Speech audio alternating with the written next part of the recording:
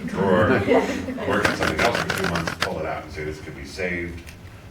And I work on it for a week and I go, no, that's still really boring. I hate you. I put it in the drawer. And it was a conventional essay about fatherhood and the animal world and my fears about fatherhood and what I can learn about every sort of mammal and bird out there has a different. There's fathers that are very involved, fathers that aren't involved. Penguins are hilarious.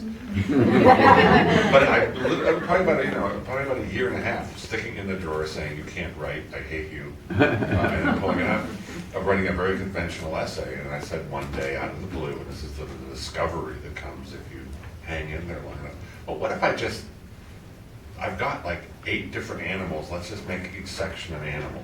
So there's a wolf section. And I said, let's alphabetize them, and then you can see where that's headed. It occurred to me, well, I guess I should fill in the whole alphabet, which was a stupid idea, but it was the moment of birth for that essay, because suddenly there weren't enough animals to make it interesting. So the essay opened up into popular culture and Leave It to Beaver and bringing up father in the way. It wasn't just what I learned about fatherhood from animals, but it's what I learned about fatherhood from television and what I learned about fatherhood from sort of cultural myths. And I think I'm answering the question. But I love the theme of discovery. I started as a fiction writer, and I learned that when my work was, I learned that that's sort of the magic moment in my work was when the characters took over and told me where the story was going.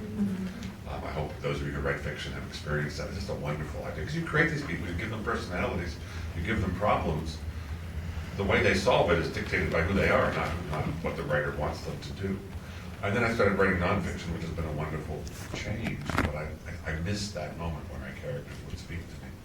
And a couple of years ago, I started to replicate or feel that feeling again when the essay would speak to me, when the piece of writing I was working on, and I also, as Ira does, read my rough drafts out loud to myself. And the essay would be saying, no, I want to be longer, I want to be shorter, I want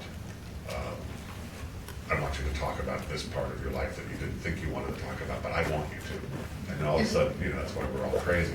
All of a sudden the essay is speaking to you. It's like when the narrator, Dinty, speaks to the author. So listen to those, you have to do a lot of really bad drafts to get there, but then listen to those voices that are telling you, this is where the piece wants to go. And I almost feel like there's a funny sort of taking control, letting go of control over the piece, and then of course you take control at the very end because you've got to clean up the sentences and find a beginning before you send it off to the New Yorker.